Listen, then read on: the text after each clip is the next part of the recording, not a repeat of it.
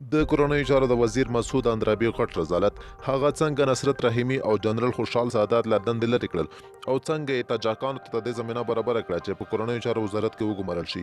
ټول معلومات را سره د همدې ویډیو تر پایه وګورئ. سلام او مینه ملګرو، هیله ده چې روغ او جوړ به وئ. درنو کتونکو دغه ویډیو لایک او له نورو ملګرو سره هم ضرور شیر کړئ. کورنیو چارو وزارت پخوانی ویان نصرت رحیمي ادعا کوي چې د ترهګرو او مافیایي ډلو سربیره اوس ورته د کورنیو چارو سرپرست وزیر هم ګواښونه کوي. رحیمي وایي د دندې پرېښودو په ورځ اندرابي ورته ویلي وو پام کوه څه ونه لیکې. خوشحال سادات هم له ما سره ځان وواهه، اوس ګوره چې په کور دی او څوک یې نوم هم نه اخلي. رحیمي پر خپل فیسبوک پاڼه باندې داسې ولیکل: د ژوند کولو حلقه را باندې تنګه شوې ده. که طالب زما د وژلو په پار را پاسې سرګردانه دی، خو سړی به فکر وکړي چې د دندې په جریان کې دی.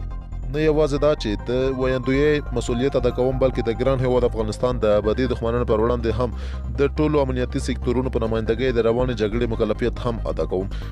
نن راپسې جنگي او جنایتکارانې ډلې هڅه کوي چې زما ژوند واخلي او خپلو کسانو ته زما د وژلو دندې ورکوي، خو بیا به هم سړی داسې وانګیري چې دوی همدومره غبي دي چې جرمونه ترسره کوي، نو په دې هم نه پوهېږي چې د ویان دنده یوازې د مواردو ویل او څرګندول وي. موده مخکې په کورنیو چارو وزارت کې د ګمارنو یو لیست ټولنیزو شبکو ته راووت. وزیر هغه پر ما کړ او راته یې وویل چې خبر شوم دا لیست تا رسنیو ته ویستلی دی. ویې ګواښلم او ډول ډول فشارونه یې راباندې راوستل. خدای زده چې هغه لیست به چا خپور کړی وي، خو له هغې ورځې چې هر څوک هر څه د وزیر په ذوب او ناکاریو لیکي، ګوتڅنډنه یې ماته کېږي. له هغې اولې ورځې چې له وزارت څخه راتلم، وزیر راته وویل پام کوه چې فیسبوک کې څه ونه لیکې.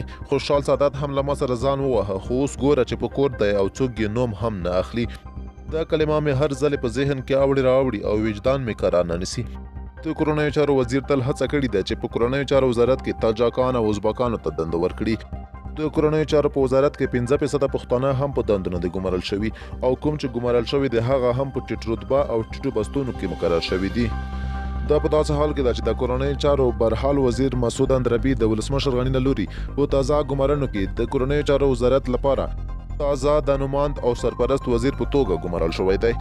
خو په دې وروستیو کې د ټولنیزو رسنیو د کارکوونکو له لوري سخت غبرګونونه راپارېدلي دي او د مسعود اندرابي د توپیري چلند په هکله د ولسمشر څخه د سپیناوي غوښتنه کړې ده، خو په دې تړاو تر اوسه پورې ولس ته هیڅ ډول سپیناوی نه دی ورکړل شوی. کتونکو له تاسو څخه ډېره زیاته مننه چې ویډیو مو راسره تر پایه پورې وکته. که ویډیو مو خوښه شوې وي لایک او شیر یې کړئ او همدارنګه د نورو داسې ویډیوګانو لپاره زموږ یوټیوب چینل در سره سبسکرایب کړئ.